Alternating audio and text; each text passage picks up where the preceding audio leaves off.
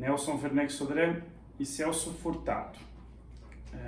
A aula de hoje, de alguma maneira, continua, em grande medida, na verdade, continua o debate da aula anterior sobre o nacionalismo e desenvolvimentismo, mas desta vez no contexto imediatamente posterior àquele do final dos anos 50, já no período conturbado de polarização política e agitação política e cultural que antecede ao golpe de 1964, momento no qual o tema da Revolução Brasileira, a perspectiva de transformação radical e profunda do conjunto da sociedade brasileira, estava no centro do debate político.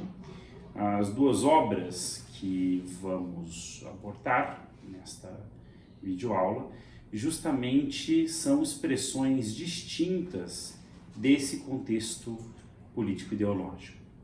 De um lado, o livro A Introdução à Revolução Brasileira, de Nelson Werneck Sodré, e do outro, o livro A Pré-Revolução Brasileira, de Celso Furtado. Nelson Werneck Sodré nasceu no Rio de Janeiro em 1911 e faleceu em 1999, em Itu, no interior de São Paulo. Já Celso Furtado nasceu em Pombal, no estado da Paraíba, em 1920 e faleceu no Rio de Janeiro em 2004. São, portanto, personagens que nasceram com cerca de uma década, 9 anos, uma década de intervalo, né? E também faleceram em anos próximos, entre o final do século XX e o início do atual. Nelson Werneck Sodré fez carreira militar, tendo passado a reserva com o título de general de brigada. Como intelectual, notabilizou-se tanto como crítico literário, como em especial como historiador.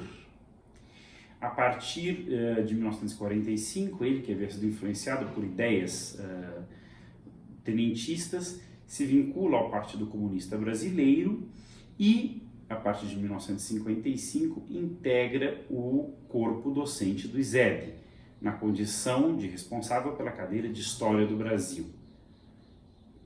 Depois, claro, ele tem seus direitos políticos cassados com o fechamento do ISEB em 1964.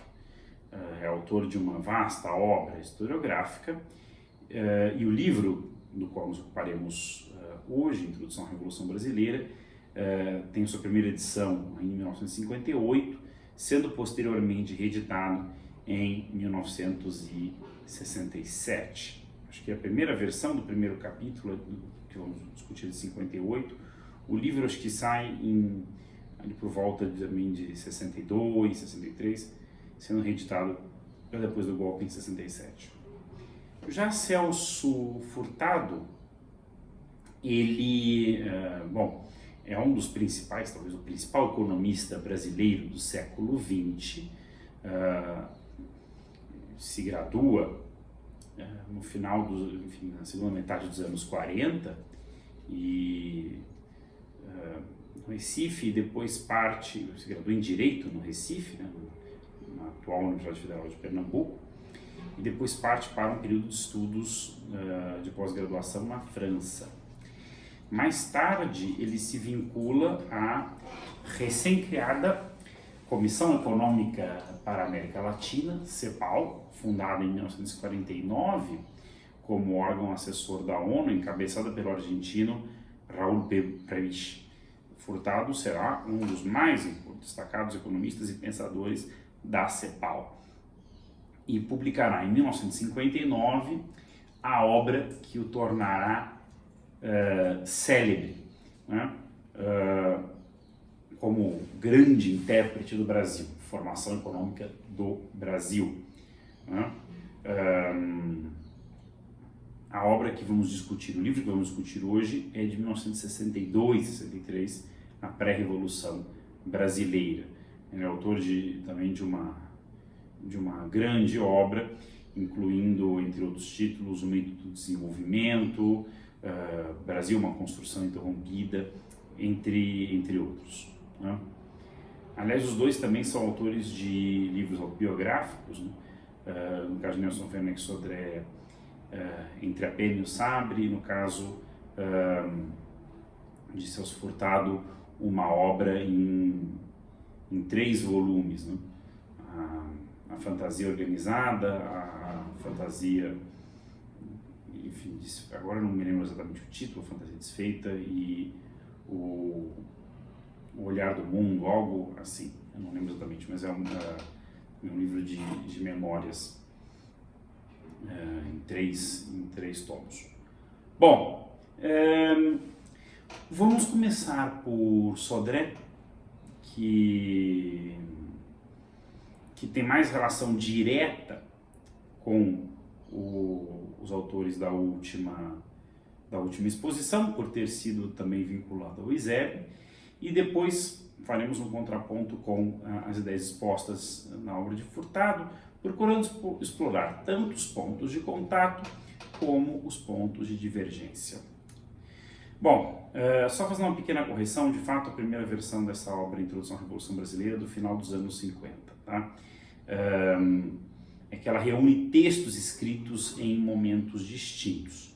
Depois ela é reeditada, a edição que eu uso é essa já de 1967. Bom, são 2 capítulos deste livro que eu vou discutir, dois dos últimos, o significado histórico do nacionalismo brasileiro e quem é o povo no Brasil. Este último foi depois editado como brochura à parte, na coleção Cadernos do Povo Brasileiro, daí a minha confusão com as datas, em 1962. Os Cadernos do Povo Brasileiro foram uma coletânea, uma coleção de pequenos cadernos de grande tiragem popular, que eram uma iniciativa conjunta do ISEB e da editora Civilização Brasileira, e que buscavam discutir os grandes temas políticos, econômicos, sociais e culturais do país, desde uma perspectiva de esquerda muito pautada pelo nacionalismo. Entre estes cadernos está o do Nelson Werneck Sodré, Quem é o Povo no Brasil, que é justamente um dos capítulos deste livro anterior. Então, para Nelson Werneck Sodré, o nacionalismo não era algo acidental naquela conjuntura histórica do final dos anos 50 e início dos anos 60. A emergência, a difusão e o fortalecimento do nacionalismo como corrente política, ideológica, e também a oposição que se formava a ele, respondiam às necessidades do desenvolvimento histórico do país. E, nesse sentido, não era, digamos, algo que pudesse ser, digamos, tratado como uma aberração, né? Um desvio, né? Ou como eu disse agora há pouco, um acidente, mas como algo necessário, naquele momento, que apareceu naquele momento e não poderia ter aparecido antes, né? Por razões igualmente históricas e estruturais. Nesse sentido, Sodré nos afirma que o nacionalismo responderia digamos, ao polo progressivo, ao polo progressista do desenvolvimento histórico brasileiro, né? Enquanto o antinacionalismo ocuparia o polo conservador, retrógrado desse processo. Portanto, há aqui, digamos, uma versão progressista, se quiser até algo evolucionista, da dialética, né? Na qual, digamos, há claramente um momento progressivo identificado com a emancipação, né? E um momento conservador ou regressivo identificado com a reação, com a dominação, no qual se alinham diferentes forças políticas e sociais e que encontram diferentes expressões ideológicas. Mas por que então o nacionalismo ocuparia, naquele momento, o polo, o momento progressivo do desenvolvimento histórico brasileiro? Bom, então aqui a gente precisa entender um pouco como Sodré entendia a história brasileira, né? ele se tornou muito conhecido como historiador por dar densidade histórica a uma certa sucessão de modos de produção, né, que o marxismo-leninismo identificava como sendo a sucessão histórica, digamos, de modos de produção mais ou menos universais, né? Escravismo, feudalismo, capitalismo e socialismo. E isso fez com que muita gente, sobretudo depois de 64, identificasse como um reprodutor mecânico dessas teses identificadas com o Partido Comunista, o stalinismo, etc. Eu diria que esta é uma visão muito caricatural e exagerada, que não faz jus à obra de Sodré, que tem grande valor historiográfico e um conhecimento denso do Brasil. Claro, ele de fato usava essas categorias, ainda que de maneira menos chapada do que às vezes se crê. Em todo caso, ele considerava que o Brasil era uma sociedade de origem colonial, caracterizada pela combinação, na sua origem, de um modo de produção escravista associado ao capitalismo, ao que eles chamam de capitalismo colonial, mercantilista, cuja crise vai dando lugar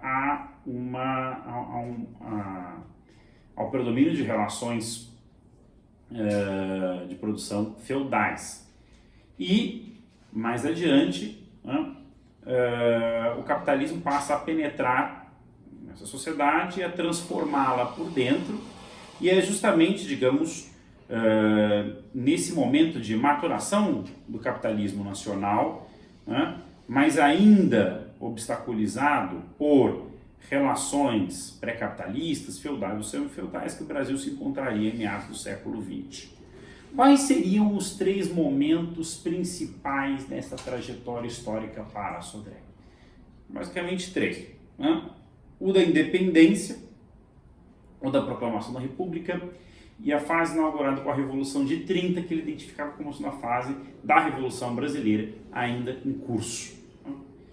Então, no momento da independência, a grande tarefa histórica progressiva seria a criação do Estado Nacional, independente, política e juridicamente independente, ainda que não economicamente, dada a sua inserção subalterna no capitalismo mundial. Essa transformação se daria tanto por necessidades internas, política da classe dominante, dos grandes proprietários rurais, descontentes com o exclusivo metropolitano, pacto colonial, monopólio mercantil português, num contexto internacional marcado pela transição de um capitalismo mercantil do antigo regime para a revolução industrial, capitalismo propriamente dito. Nesse momento, a maior parte da sociedade seria formada de um lado por escravos, de outro lado por mão de obra livre, sem propriedade, justamente expressando esse predomínio de um lado de relações escravistas e outro lado de relações feudais. E essa configuração das camadas populares, digamos, impossibilitava a formação do povo no Brasil, de um povo autoconsciente capaz de se auto-organizar, etc.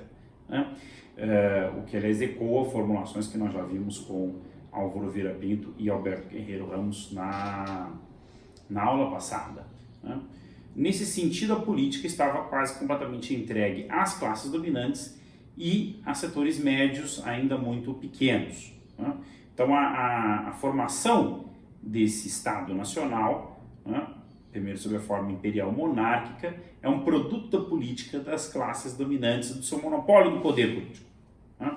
Ainda que, ao, digamos, criar um Estado, a imagem e semelhança de si mesmos e dos seus interesses, essas classes dominantes abrem, contra sua vontade ou não, caminho para transformações futuras, as quais vão maturar justamente, primeiro na crise do Império, com a formação de um setor agrário já mais burguês, associado sobretudo à exportação de café, e a um declínio do setor agrário mais aristocrático e feudal, associado às antigas regiões coloniais nordestinas, e a um certo adensamento do mercado interno e uma formação, ainda que pequena, de um extrato intermediário, de uma pequena burguesia maior, sobretudo ligada aos empregos públicos e ao exército, né, aos empregos públicos civis e militares, né, com uma redução também bastante significativa da população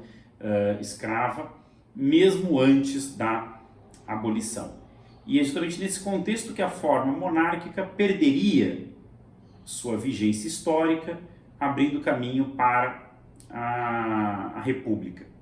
República impulsionada, de um lado, pelas classes médias, em especial militares, que encontrariam expressão ideológica no florianismo, né, que teria, para Sodré, colorações mais radicais, jacobinas, pequeno-burguesas, e, de outro lado, justamente a lavoura, em especial a lavoura cafeeira, expressada no liberalismo, que vem a predominar ao longo da Primeira República, né, com governantes como Prudente de Moraes, Campos Salles, etc. Né. Já o terceiro momento, a Revolução de 30, justamente expressa a maturação do mercado interno e o primeiro impulso à industrialização, né, que justamente é fomentado pelas quebras, né, parciais no vínculo de dependência externa da economia brasileira em relação ao mercado mundial, na Primeira Guerra Mundial, depois na crise de 29 e por fim na Segunda Guerra Mundial, que permitem justamente o adensamento do mercado interno e a formação da indústria, e com ela de uma burguesia nacional vinculada ao mercado interno, de outro lado, né, no proletariado industrial. Né. Nesse contexto, a Revolução de 30 expressaria uma nova aliança de classes, envolvendo, por um lado, um setor das elites latifundiárias, de modo geral não ligadas ao núcleo cafeeiro exportador, expressadas pelo protagonismo das elites mineiras, gaúchas e paraibanas, né, dos 3 governos estaduais que encabeçavam a Aliança Liberal, e, de outro lado, uma classe média, sobretudo expressa por meio do tenentismo, justamente do movimento tenentista. Lembrando, inclusive, a vinculação histórica de Nelson Werneck Sodré enquanto militar com a tradição tenentista. Né? E do ponto de vista dos trabalhadores urbanos, haveria ali o que ele chama de uma expectativa simpática, mas não ainda um protagonismo. Né? Esse protagonismo dos trabalhadores vai se adensando com o tempo, sobretudo após 1945. Então, justamente 30 abre esse contexto em que o capitalismo nacional no Brasil se adensa e passa a, digamos, tensionar os limites impostos, de um lado, pelo imperialismo, pelos interesses estrangeiros no país, e de outro, pelas relações semifeudais ainda presentes no campo, expressas no monopólio da terra, né, pelo latifúndio e na presença de relações de exploração pré-capitalistas dos camponeses e trabalhadores rurais. Nesse sentido, o que Nelson Werneck Sodré está propondo?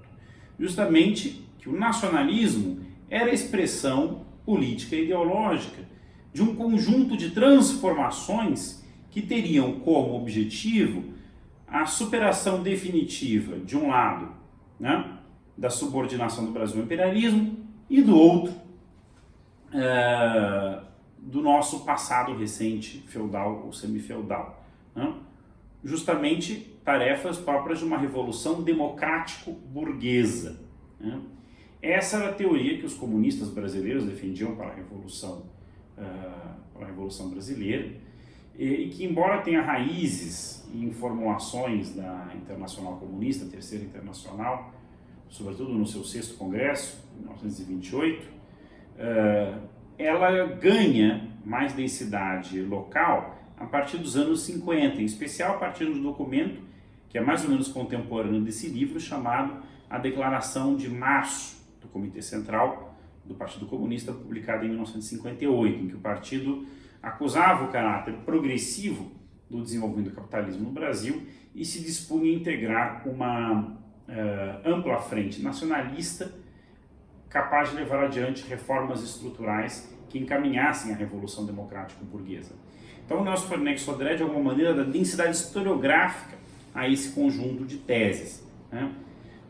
Daí, ele identificar o nacionalismo não apenas como uma posição historicamente progressista, mas também com posições políticas democráticas, dizia ele no final desse capítulo, né? O nacionalismo justamente é democrático porque ele se associa aos interesses das classes e camadas sociais que precisam da ampliação da participação política e do amplo debate público para fazer valer seus interesses de mudança, né?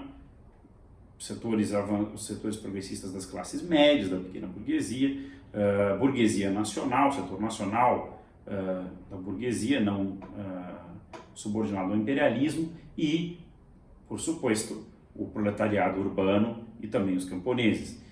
Quanto no polo antinacionalista estariam, sobretudo, não só a burguesia associada aos capitais imperialistas, os setores mais retrógrados da pequena burguesia e, claro, o latifúndio pré-capitalista, feudal ou semi-feudal, não é? Justamente esses setores que se aferravam mais ao liberalismo econômico, à moda antiga, ao laissez-faire e à vocação agrária do país, né? E justamente seriam os setores que resistiriam não só ao nacionalismo, mas também à democratização da vida política brasileira. Portanto, há aqui a associação entre nacionalismo e democracia de um lado, liberalismo, conservadorismo, imperialismo, né, e autoritarismo de outro, né? No capítulo seguinte, ele vai discutir de maneira análoga a formação do povo no Brasil. Ele começa com o corolário de que, tanto em política como em cultura, só é nacional o que é popular. Ou seja, a nação, naquele momento histórico no Brasil, se identificava com os interesses das camadas sociais, das classes sociais, que expressariam a solução progressista dos problemas brasileiros, né? A questão é que, historicamente, estas camadas e classes sociais que representam a solução progressista, avançada dos problemas de uma sociedade, mudam conforme o tempo. Então, bom, retorna àquela tripartição da história recente do Brasil. No momento da independência, as elites fundiárias, em relação ao predomínio, ao monopólio comercial português e à submissão do Brasil à colônia metrópole, representavam o polo progressista e, de certa maneira, o encabeçavam à frente das camadas médias e populares.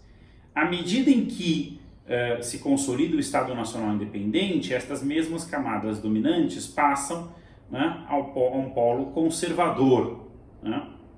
Ao passo que o elemento radical, progressivo e mesmo emancipatório é representado sobretudo pelas classes médias urbanas, o que se expressaria, por exemplo, no movimento republicano, né? E ao longo do século XX, em especial a partir de 1930, entrariam novos atores sociais nessa dinâmica, em especial os trabalhadores urbanos num primeiro momento e mais tarde os trabalhadores rurais e camponeses. Então, quem compunha o povo? O povo era composto para ele, naquela altura histórica, né, na virada dos anos 50 para os anos 60, né, por aquelas classes e forças sociais interessadas no fortalecimento do mercado interno, na consolidação do capitalismo industrial brasileiro, né, e na superação do imperialismo e dos restos feudais em nossa formação social. Portanto, de novo, né, camponeses, trabalhadores, né, urbanos, proletariado, setores mais avançados das classes médias, como setores intelectuais progressistas, estudantes, parte da burocracia civil e militar, e aquele setor burguês identificado com a indústria nacional em especial, né, e cujos interesses, portanto, estariam vinculados ao fortalecimento do mercado interno. E no polo oposto, o que eles chamam de antipovo, né, também expressaria antinação, estariam, de novo, os latifundiários, os setores mais retrógrados das classes médias, associados aos empregos públicos mais tradicionais, ao pequeno comércio, a burguesia comercial, né, e os setores industriais que expressavam as multinacionais do capital estrangeiro e os latifundiários, né, tanto exportadores como voltados para o mercado interno, de caráter semifeudal ou feudal. Né?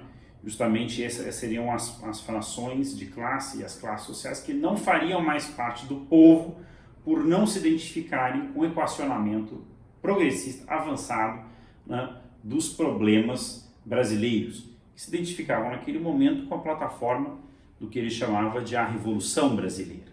Né? Agora, aqui é preciso entender que revolução burguesa não significa necessariamente uma direção política nas mãos da burguesia. Né? Não vou ter condição de entrar nesse debate, isso remete no limite ao clássico de Lenin, né?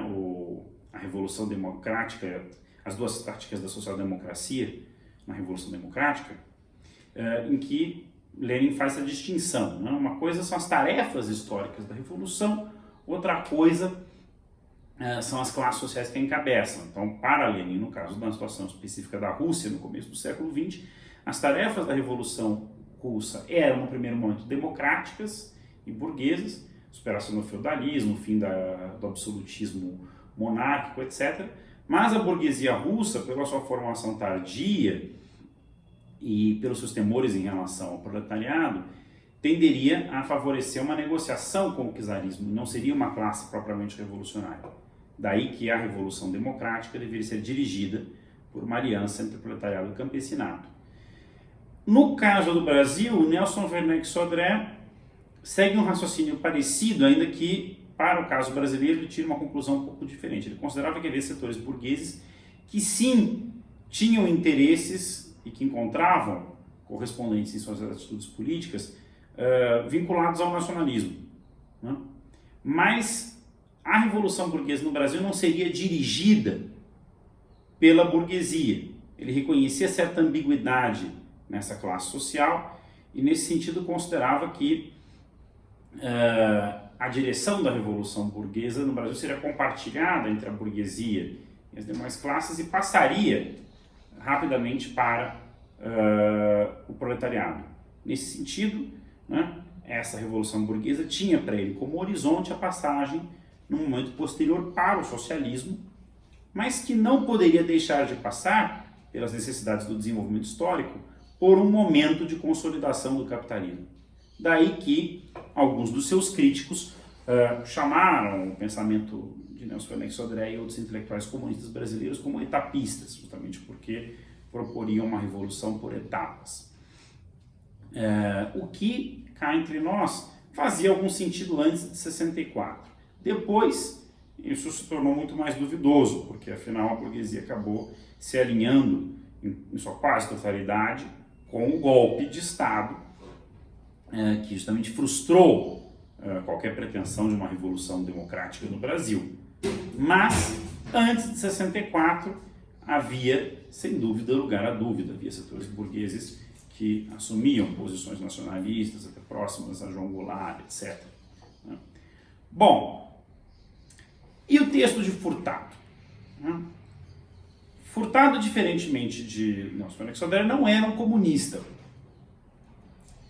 Ele era um crítico, inclusive, do socialismo soviético, que fica claro já no começo desse texto que nos ocupa, a pré-revolução brasileira, que é um conjunto de conferências que ele deu para estudantes, inclusive convidado para ser paraninfo, né, de uma turma. E então ele está ali procurando dialogar com os jovens,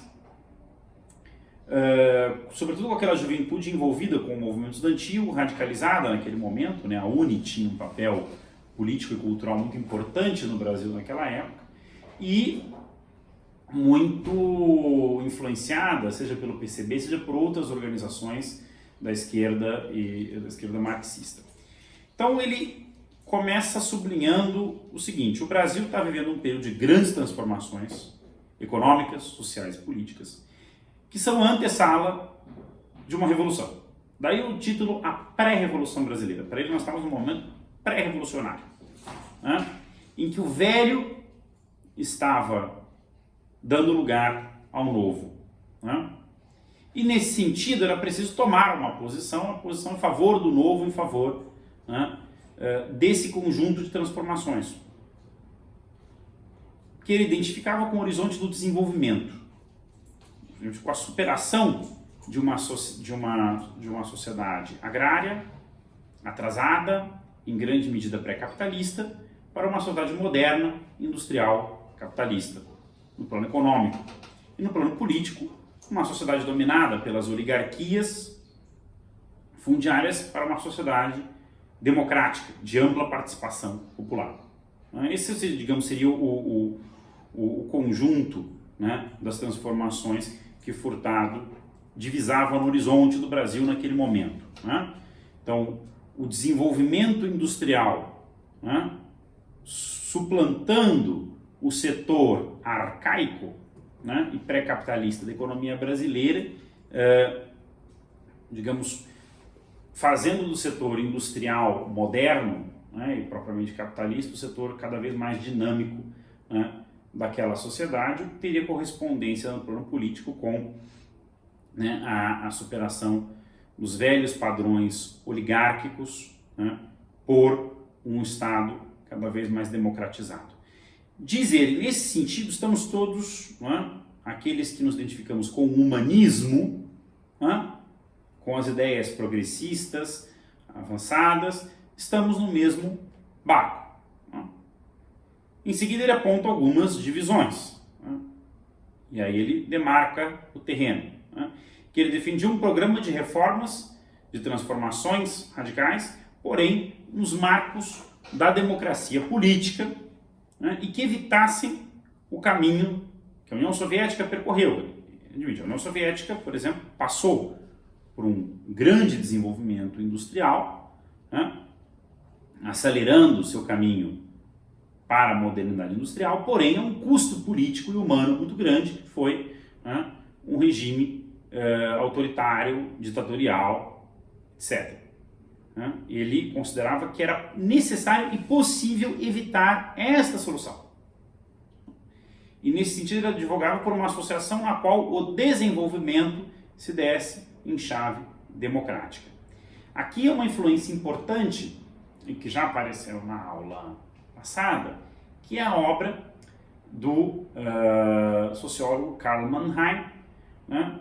Não tanto Ideologia e Utopia, minha discussão mannheimiana sobre os intelectuais, né? Mas sobretudo o seu livro Planejamento Democrático. Né? Justamente a ideia de que a planificação nos marcos de uma sociedade democrática seria uma alternativa tanto ao velho liberalismo econômico decadente e inadequado aos problemas das sociedades industriais modernas, como ao comunismo de tipo soviético, autoritário ou totalitário, como se queira. Né? Então, o Furtado se coloca, digamos, deste ângulo do defensor do planejamento democrático. Né? E, claro, a ideia de planificação, como fica claro ao longo do texto para ele, é uma ideia chave, importante. Ou seja, esse conjunto de transformações que o Brasil vivia e que era preciso potencializar, acelerar, levar adiante, passavam por uma transformação do próprio aparelho do Estado, deixando de lado a velha máquina cartorial do Estado brasileiro, né, herdada do período colonial, do período imperial, né, em favor de um Estado moderno, encabeçado por uma burocracia, uma tecnocracia profissionais, né, dedicado às tarefas do planejamento econômico, um planejamento para o desenvolvimento, que pudesse usar da melhor maneira possível os fatores de produção, né, potencializar o melhor emprego dos fatores de produção disponíveis para promover o desenvolvimento econômico, para promover a industrialização. Né?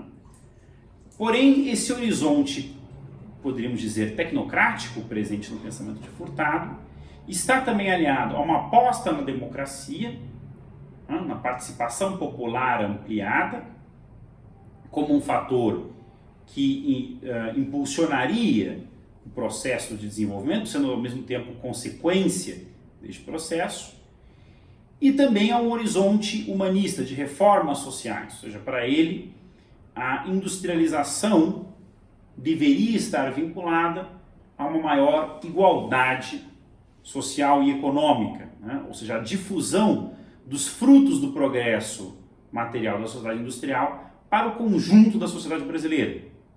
E aqui ele reconhece um problema até aquele momento, né? Os frutos do desenvolvimento, os benefícios do desenvolvimento econômico estavam ainda muito concentrados num setor pequeno da sociedade brasileira formado pelas suas elites e pelas camadas médias, mas não chegavam, né, à grande massa da população, em especial aos trabalhadores rurais. Então, nesse sentido, era preciso promover reformas que democratizassem, não só impulsionassem o desenvolvimento econômico, mas democratizassem o acesso aos benefícios desse desenvolvimento. Então, quais eram essas reformas? Em especial a reforma agrária. Havia outras, né? Aliás, as reformas de base, que era um lema comum na época, né, ao conjunto das esquerdas dos setores democráticos do Brasil, envolviam uma série de reformas: reforma tributária, reforma educacional e universitária, erradicação do analfabetismo, a abertura da universidade aos problemas do desenvolvimento, né?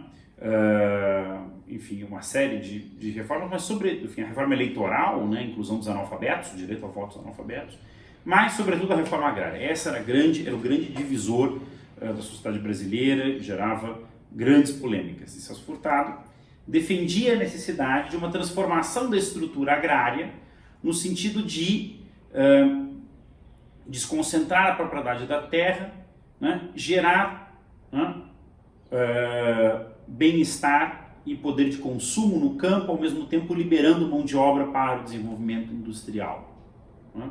Nesse sentido, a reforma agrária tinha uma dupla função: de um lado, destravar, né, os gargalos ao desenvolvimento industrial brasileiro, né, e de outro lado, incorporar, né, as grandes massas da população rural ao benefício, ao gozo dos frutos desse desenvolvimento, né? Gerando, portanto, distribuição de renda e riqueza no campo e, né, liberando mão de obra para o desenvolvimento industrial, gerando mercado de consumo e liberando mão de obra ao mesmo tempo. Ou seja, há uma ideia de que o latifúndio, sobretudo o latifúndio tradicional no Nordeste, né, era um lastro, um peso para o desenvolvimento. E, para concluir a exposição desse texto, né, Furtado, como paraibano radicado em Recife, né, era especialmente atento à dimensão regional, porque além da desigualdade social, os desníveis de desenvolvimento da sociedade brasileira se expressavam também no âmbito regional, né, na crescente polarização entre um sul, né, hoje chamaríamos sudeste, né, cada vez mais urbano e industrial, e um nordeste agrário que tendia a ficar para trás, né? E que era justamente o grande foco de tensões naquele momento. Lembremos que Pernambuco e Paraíba eram o epicentro das ligas camponesas, da agitação agrária no campo brasileiro, que assumia um caráter cada vez mais radicalizado, né? Então, além de um equacionamento democrático e humanista, o desenvolvimento no Brasil necessitava equacionar um problema regional, né? Daí a aposta de Celso Furtado num federalismo desenvolvimentista que reequilibrasse os desníveis de desenvolvimento entre as diferentes regiões. Lembremos que Furtado foi o arquiteto, o primeiro diretor da SUDENE, da Superintendência de Desenvolvimento do Nordeste, criada ainda no governo Juscelino Kubitschek. Para concluir, vamos pesar aqui alguns, como eu mencionei no começo da aula, algumas coincidências e algumas discrepâncias. Se formos pensar nas transformações políticas e sociais advogadas, tanto por Sodré como por Furtado, elas tendem a coincidir. Industrialização, capitaneada pelo Estado, baseada numa aliança entre diferentes classes sociais, reformas econômicas sociais democratizantes e consolidação de um capitalismo nacional com uma afirmação da soberania econômica do país no mercado mundial. Reforma agrária, superação dos restos pré-capitalistas ou semifeudais, como se queira, na economia brasileira, em especial no campo, etc. Porém, os horizontes são diferentes, né? O horizonte de Werneck Sodré é o de uma revolução democrática burguesa que seria uma etapa numa direção de uma futura revolução socialista, tendo a União Soviética como parâmetro, enquanto para Celso Furtado a Revolução Brasileira era uma forma justamente de evitar o caminho do comunismo soviético, né? Justamente tendo como horizonte um capitalismo nacional e uma sociedade nos marcos da democracia liberal ocidente. Né? Mas naquele momento estavam dentro de uma mesma aliança. Né? Aliás, Furtado foi ministro do governo João Goulart em 1963, ainda que terminou tomando pau tanto dos setores empresariais como dos trabalhadores, por conta do seu plano do plano trienal, né? Mas foi ministro por curto tempo, mas estava objetivamente vinculado, né, politicamente vinculado a esse campo. E Sodré, como comunista, intelectual exibiano, também era parte desse mesmo campo político, que foi derrotado em abril de 64. E é justamente a derrota sofrida pelo conjunto das esquerdas, das forças nacionalistas e democráticas com a queda de João Goulart, que abre um novo debate, que nós vamos ver a partir da semana que vem, na aula da semana que vem, em torno de, afinal, por que a Revolução Democrática Burguesa ou Nacional Democrática, por que o desenvolvimento foi frustrado e o Brasil acabou vendo a emergência de um Estado mais autoritário, que impulsiona o desenvolvimento capitalista, porém às custas de uma maior desigualdade social e de menos democracia. E aí entra o debate sobre a dependência, né? E nós vamos ver as expressões diferentes do debate sobre a dependência nas obras, de um lado, de Fernando Henrique Cardoso e Enzo Faleto, de outro, de Rui Mauro Marini. Como leituras para esta aula, recomendo o livro do nosso colega Marcelo Ridente, O Fantasma da Revolução Brasileira, também o seu livro Em Busca do Povo Brasileiro, duas obras importantes para discutir política e cultura nesse período. Sobre Sodré, o livro do historiador Paulo Cunha, professor da Unesp, Nelson Werneck Sodré, Utopia Tenentista, e sobre Furtado, o doutorado da professora Vera Alves Cepeda, da UFSCar, sobre desenvolvimento e democracia na obra de Celso Furtado.